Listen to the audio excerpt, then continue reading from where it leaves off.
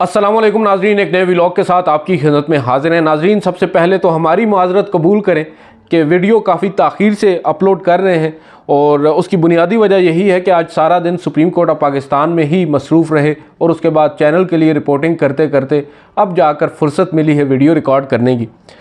आज supreme court of Pakistan ने अब तक आपको मालूम हो चुका होगा एक बड़ा ही अहम फ़ैसला सुना दिया है। Chief justice of Pakistan justice Qazi Faez Isa की सरबराही में फुल कोर्ट ने आज नवाज़ शरीफ या फिर नून लीग की तमाम तर कोशिशों पर पानी फेर दिया है। इसकी तफसीलात आपको बताएंगे। मजमूई तौर पर आपको बता दें कि supreme court practice and procedure act 2023 जिसमें चीफ जस्टिस ऑफ पाकिस्तान के इख्तियारात को मुबैना तौर पर महदूद किया गया और एक अपील का हक दे दिया गया और उससे भी बढ़कर उस अपील के हक को माजी से जोड़ दिया गया, यानी उसका इतलाक माजी से कर दिया गया कि माजी में भी अगर जो सुप्रीम कोर्ट ऑफ पाकिस्तान की जानिब से फैसले दिए गए हैं उनके खिलाफ अपील की जा सकती है। उस कानून को चैलेंज किया गया था। आपको मालूम है उमर अता बंदयाल साहब की सरबराही में 8 रुकनी लार्जर बेंच ने उस कानून को मुअत्तल कर दिया था, अबूरी तौर पर ही सही, मगर कानून पर अमल दरामद रोक दिया गया था। जस्टिस काजी फ़ायज़ ईसा, जस्टिस सरदार तारिक मसूद उसी को जवाज़ बनाकर किसी बेंच का हिस्सा नहीं बन रहे थे। चीफ जस्टिस बनने के बाद काजी फ़ायज़ ईसा साहब ने सबसे पहला काम ही supreme court practice and procedure act के खिलाफ दायर दरख्वास्तों पर फुल कोर्ट तश्कील देने का किया और 18 सितंबर 2023 को पहली समाअत हुई। 15 जजेस बैठे सर जोड़कर और तमाम जो दरख्वास्त गुजार हैं उनको सुना गया। 5 समाअतें हुई और सारा दिन ये समाअत चलती रही। जिस रोज़ भी supreme court practice and procedure act समाअत के लिए मुकर्रर होता उस रोज़ कोई और मुकदमा मुकर्रर नहीं होता था और बिल आखिर 5 रोज़ के बाद आज फ़ैसला सुना दिया गया है। अगर मैं आपको फ़ैसला पहले बता दूं, फ़ैसले में अब चीफ़ जस्टिस ऑफ पाकिस्तान के इख्तियारात तकसीम करने की शिक की मुखालफत करने वालों, नहीं ऐसे नहीं, हम आपको ज़रा इसको सादा ज़बान में बता देते हैं ताकि आपको आसानी हो समझने के लिए। अब हुआ यह है कि सुप्रीम कोर्ट के 15 में से 10 जजेस ने मजमूई तौर पर जो supreme court practice and procedure act कानून है उसके ख़िलाफ़ जो दरख्वास्तें दायर की गई थीं उन दरख्वास्तों को मुस्तरद कर दिया है और इस कानून को आइनी करार दे दिया है, यानी अब ये कानून बरकरार रहेगा। यहाँ तक तो ये बात समझ में आती है। इसके बाद जो ये 10 जजेस ने अक्सरीती तौर पर ये फ़ैसला किया है, उसके बाद 6 जजेस जो हैं 9 जजेस जो हैं उन्होंने अज़ खुद नोटिस के ख़िलाफ़ अपील का हक़ देने की शिक जो है उसको दुरुस्त करार दिया है, मगर इनके ख़िलाफ़ 6 जजेस ने अपनी इख्तिलाफ़ी राय दी है। सबसे इम्पॉर्टेंट है कि 7 के मुकाबले में 8 जजेस ने माजी से अपील दायर करने की शिक को कलअदम करार दे दिया है, यानी अब जस्टिस काजी फ़ायज़ ईसा को यहाँ पर सबकी का सामना करना पड़ा है। जस्टिस काजी फ़ायज़ ईसा की सरबराही में तकरीबन 10 जजेस ऐसे हैं, उनके आपको नाम भी तफसील से बताते हैं। उन्होंने पहले तो ये कहा कि ये जो कानून बना है ये दुरुस्त है और इसके ख़िलाफ़ जो दरख्वास्तें आई हैं उनको हम मुस्तरद करते हैं, ताहम जो अपील का हक़ दिया गया है जिसका इतलाक़ माजी से किया गया है उस पर जस्टिस काजी फ़ायज़ ईसा के पास नंबर्स कम पड़ गए। जहाँ पर जस्टिस काजी फ़ायज़ ईसा के हामी जजेस की तादाद 10 थी, अब वो 3 उसमें से कम हुए और अब वो 7 हो गई और जो उनके मुकाबले में जजेस हैं वो अक्सरियत में आ गए, उनकी तादाद 10 हो गई।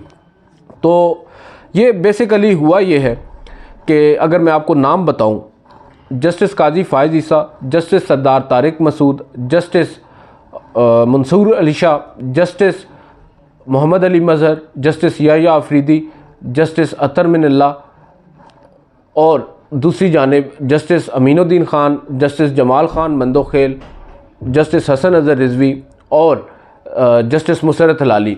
ये 10 जजेस जो हैं इन्होंने तो कहा कि ये जो कानून है ये दुरुस्त है पहले हिस्से तक।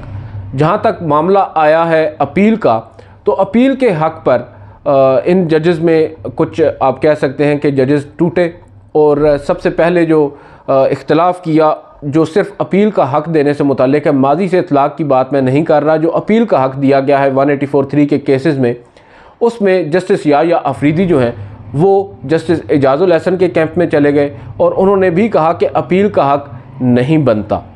इसके बाद आते हैं जो दिया गया है माजी से इतलाक़ के मामले पर जस्टिस काजी फ़ाइज़ ईसा का जो ग्रुप है या उनके जो हामी जजेज़ हैं उनकी राय से जो मुताबिकत रखते हैं, उनमें पहले तो जस्टिस याह्या अफरीदी साइड पर हुए, अब दो और जजेज़ भी साइड पर हो गए। वो थे जस्टिस मोहम्मद अली मज़हर और जस्टिस हसन नज़र रिज़वी।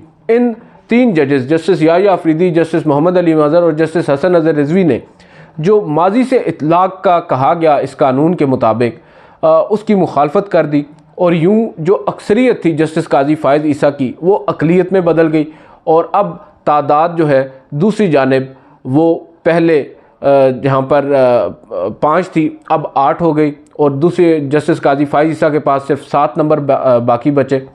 तो 8 और 7 से ये फ़ैसला हुआ है कि अब माजी से इतलाक़ नहीं होगा supreme court practice and procedure act का।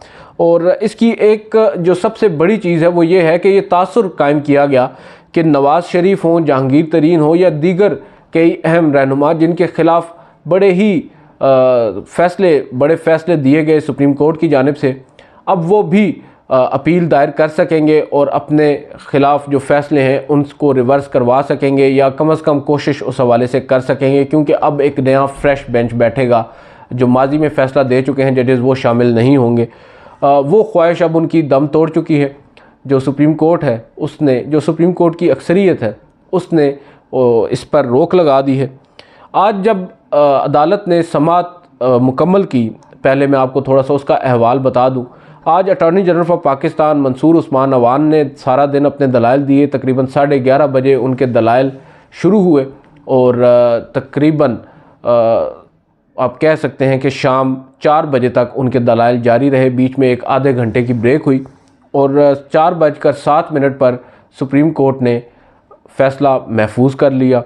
और जब फ़ैसला महफूज हुआ तो अदालत ने कहा कि हम फ़ैसला महफूज कर रहे हैं, ताहम ये अभी तय नहीं हुआ कि आज मुख्तसर फ़ैसला सुनाया जाएगा या फिर कुछ रोज़ के बाद सुनाया जाएगा। हमारी कोशिश ये होगी, चीफ़ जस्टिस ने कहा, कि हम एक इत्तेफाक़ राय कर लें कि आज ही फ़ैसला सुना दिया जाए मुख्तसरन, और उसके बाद फिर डिटेल रीजनिंग बाद में की जाए।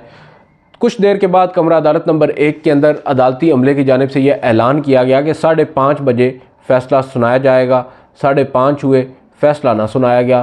तकरीबन 6:30 बजे फुल कोर्ट दोबारा से असेंबल हुआ और फिर फ़ैसला सुनाना शुरू किया। जस्टिस काजी फ़ाइज़ ईसा ने आते ही कुछ ऑब्ज़र्वेशन दी। उन्होंने सबसे पहले कहा कि हम ताख़ीर पर माज़रत चाहते हैं कि हम ताख़ीर हुई है। फिर उन्होंने तमाम वकला को उनका शुक्रिया अदा किया कि उन्होंने बेहतरीन मुआवनत की, चाहे वो पिटिशनर साइड पे हों या रिस्पोंडेंट साइड पर हों। फिर उन्होंने पाकिस्तान टेलीविज़न न्यूज़ का शुक्रिया अदा किया जिन्होंने एक उम्दा कवरेज की और लाइव ट्रांसमिशन इसकी दिखाई। फिर चीफ़ जस्टिस ने यह कहा कि क्योंकि मामला तकनीकी नोयत का था इसलिए हमें इसमें वक्त लगा, और ये मामला तकनीकी था, आपको शायद इस वजह से समझने में भी दुश्वारी हो जो हमारा फ़ैसला है, इसलिए हम कोशिश करेंगे कि फ़ौरी तौर पर इसको वेबसाइट पर भी अपलोड कर दें ताकि आपको समझने में आसानी हो।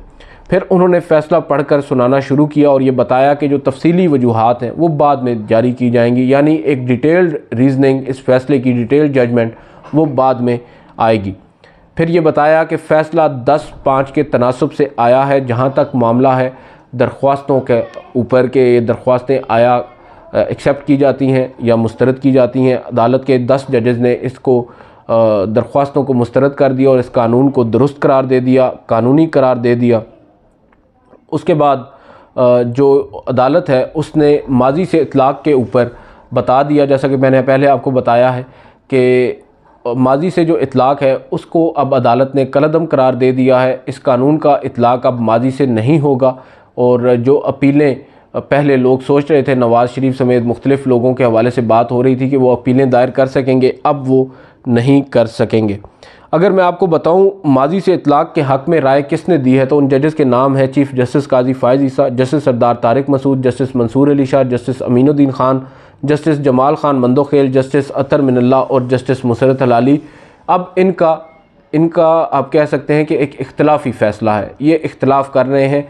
जस्टिस इजाज़ुल हसन, जस्टिस मुनीब अख्तर और justice Mazahir Ali Akbar Naqvi, justice Ayesha Malik, justice Muhammad Ali Mazhar, justice Yahya Afridi, justice Hasan Nazar Rizvi से और जो दूसरी साइड है वो प्रिवेल कर रही है यहाँ पर, और अक्सरियत ने अब ये तय किया है कि माजी से इतलाक़ नहीं हो सकता। और कमरा अदालत के अंदर भी जब समाअत चल रही थी उस वक्त हमें यही तासुर मिल रहा था जजेस की जानिब से कि जहाँ तक माजी से इतलाक़ का मामला है उस पर सुप्रीम कोर्ट शायद इत्तेफाक ना करे और अक्सरियत ना हो, और ऐसा ही हुआ।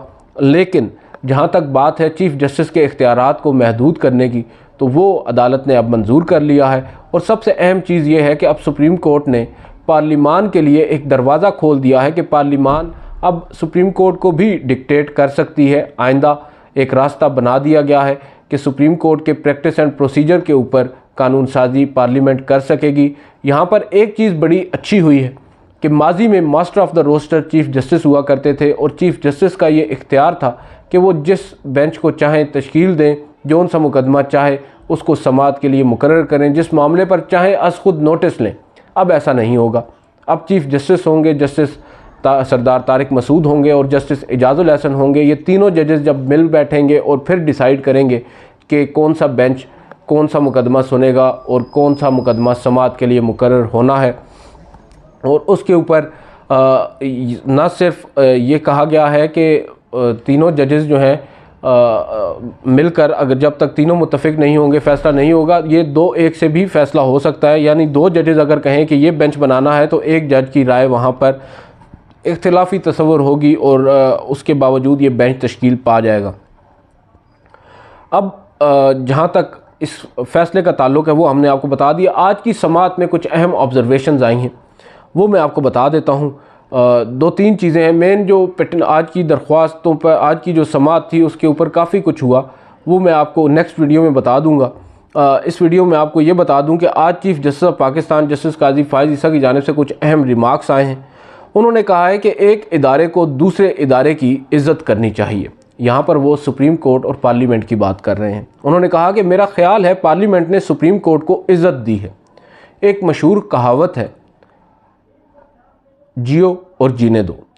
पार्लियामेंट चाहती तो एक कदम और उठा सकती थी जो उन्होंने नहीं उठाया। मेरा ख़्याल है वो कदम इसलिए नहीं उठाया गया कि पार्लियामान ने हम पर एतमाद किया है। अब देखें, शायद इस कानून के तहत मज़ीद रूल्स बनाने पड़ें। इसके बाद एक मौके के ऊपर जब फुल कोर्ट के ऊपर बात हो रही थी, आपको याद होगा जस्टिस आयशा मलिक का एक सवाल है और वो काफ़ी मौजूए बहस बना रहा एक तवील अरसा तक।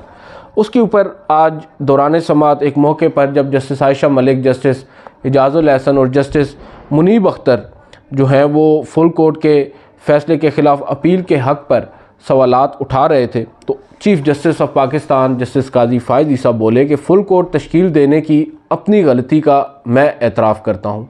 आज कमरा अदालत में बैठकर चीफ़ जस्टिस को भी ये एहसास हुआ कि शायद उनसे गलती हो गई है कि उन्होंने फुल कोर्ट तश्कील दिया, मगर फिर साथ ही उन्होंने कहा कि मगर फिर जजेस जो मोअज़्ज़ज़ जजेस हैं उनको इस बेंच में नहीं बैठना चाहिए था जो आज फुल कोर्ट के ऊपर एतराज़ कर रहे हैं। और फिर जब 8 रुकनी बेंच तश्कील दिया गया उस वक्त भी जजेस को ये जहन में रखना चाहिए था कि 8 रुकनी बेंच के ख़िलाफ़ अपील कौन सा बेंच सुनेगा। यहाँ पर वो हवाला दे रहे हैं जस्टिस उमर अता बंदयाल साहब की सरबराही में बनने वाले उस 8 रुकनी लार्जर बेंच का जिसने इस कानून को मुअत्तल कर दिया था। चीफ़ जस्टिस का यहाँ पर कहना ये है कि आप अगर फुल कोर्ट के ऊपर इतने ही आपके कंसर्न्स हैं कि फुल कोर्ट तश्कील दे दिया गया और अब इसके ख़िलाफ़ अपील कौन सुनेगा, तो फिर आपको ये बात पहले जहन में रखनी चाहिए थी और इस केस की समाअत में से माज़रत कर लेनी चाहिए थी। और यही बात फिर उन्होंने कही कि माजी में भी जब आप 8 रुकनी लार्जर बेंच का हिस्सा बने उस वक्त भी आपने एतराज़ नहीं उठाया। उस वक्त अगर आप एतराज़ उठाते, क्योंकि एतराज़ इस वजह से बनता था कि 8 रुकनी लार्जर बेंच के ख़िलाफ़ फिर ऑब्वियसली 9 रुकनी लार्जर बेंच ही अपील सुन सकता है और वो 9 रुकनी लार्जर बेंच उन जजेस पर मुश्तमिल होता है जो 8 जजेस में शामिल ना थे। ऐसा मुमकिन भी नहीं हो सकता क्योंकि जजेस की तादाद ही कुल 15 है। तो आप उस वक्त आपने एतराज़ नहीं किया और आप बेंच में बैठे। आज आप क्यों कर और किस तरह ये एतराज़ उठा रहे हैं, ये चीफ़ जस्टिस ऑफ पाकिस्तान की जानिब से ऑब्ज़र्वेशन दी गई। एक बड़ा अहम नुक्ता जो आज जस्टिस सरदार तारिक मसूद साहब की जानिब से रेज़ किया गया, जब समाअत के इख्तिताम पर अटार्नी जनरल के दलाइल मुकम्मल होने पर इकराम चौधरी और दीगर वकला आए रोस्टम पर और उन्होंने अपने जवाब में आर्गूमेंट्स दिए। तो जस्टिस सरदार तारिक मसूद जो कि मजमूई तौर पर इस पूरे मुकदमे की समाअत में ज़्यादातर खामोश रहे, वो भी बोले।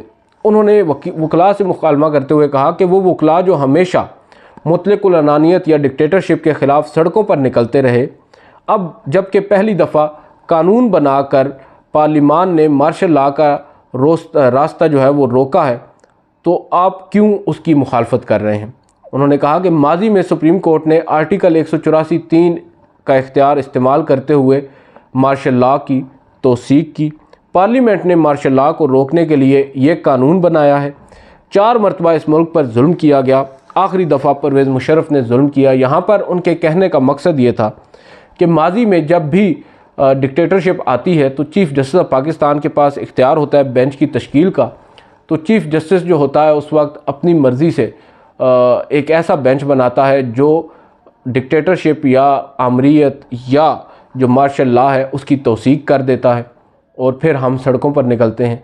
अब जबकि ये इख्तियार एक चीफ़ जस्टिस से छीनकर 3 जजेस को दे दिया गया है, तो आपको खुश होना चाहिए और इस बात की आपको भी हिमायत करनी चाहिए, ना कि मुखालफत करनी चाहिए। उन्होंने कहा कि मुझे इस बात की समझ नहीं आती जब मार्शल लॉ का रास्ता रोका जा रहा है और ये आप लोगों का बुनियादी एक मुतालबा रहा है माजी से, तो अब आप क्यों कर इसकी मुखालफत कर रहे हैं।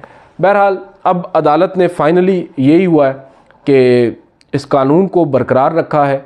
जहाँ तक चीफ़ जस्टिस ऑफ पाकिस्तान के इख्तियारात का मामला है, आज खुद नोटिस लेने का मामला है, बेंचेस की तश्कील का मामला है, मगर अपील का हक़ भी दिया गया है, उसका इतलाक़ माजी से नहीं रखा गया।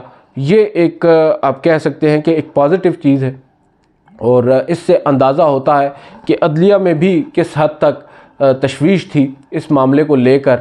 मगर ये बात भी काबिल गौर है कि जस्टिस काजी फ़ायज़ ईसा हों, जस्टिस मंसूर अली शाह हों, जस्टिस अतर मिनल्ला हों, जस्टिस अमीनुद्दीन ख़ान हों, जस्टिस जमाल ख़ान मंदोखेल हों, ये वो जजेस हैं, जस्टिस सरदार तारिक मसूद हों, जो ये समझते हैं कि माजी से भी इतलाक़ होना चाहिए। गो कि जस्टिस अतर मिनल्ला अपने ऑब्जर्वेशंस में ये कह चुके हैं कि जो शख्स 184(3) के फ़ैसले के ख़िलाफ़ रिव्यू अवेल कर चुका है आर्टिकल 188 के तहत, वो अब अपील तो दायर नहीं कर सकेगा। मुस्लिम लीग नून के वकील सलाहुद्दीन ने उनकी इस राय से इत्तेफाक भी किया था, मगर अब ये कहा जा रहा है कि वो जो इतलाक़ है वो नहीं होगा और इस कानून में अब वाज़ेह तौर पर ये बात कर दी गई है। तो यहाँ पर ये ज़रूर मैं कहूँगा कि जस्टिस काजी फ़ायज़ ईसा जो हैं उनके लिए ये एक नाकामी इस सेंस में है कि ये पहला उनकी बतौर चीफ़ जस्टिस फ़ैसला था और इस पहले ही फ़ैसले में एक तफरीक हमें वाज़ेह तौर पर नज़र आ रही है, जो हमें अदालती कार्रवाई के दौरान तो नज़र आई, मगर अदालती फ़ैसले में जब जजेस के इख्तिलाफ़ात एक से ज़ायद जजेस के इख्तिलाफ़ात हों और यहाँ पर तो बात जो है वो काफ़ी 1-2 से ज़्यादा आगे निकल गई है, तो वो उनके लिए भी एक लम्हा फ़िक्रिया है। अब देखते हैं आगे क्या होता है। अब जो चीफ़ जस्टिस ऑफ पाकिस्तान का असल इम्तिहान है वो आज से शुरू होगा, उसके ऊपर हम अलग से एक वीडियो करेंगे और आपको बताएंगे कि कौन कौन से अहम मुकदमात हैं जो अब चीफ़ जस्टिस ऑफ पाकिस्तान को समाअत के लिए मुकर्रर करना होंगे और अब उनके रास्ते में कोई भी रुकावट हायल नहीं है। आज की इस वीडियो से इतना ही, इजाज़त दीजिए, अल्लाह हाफ़िज़।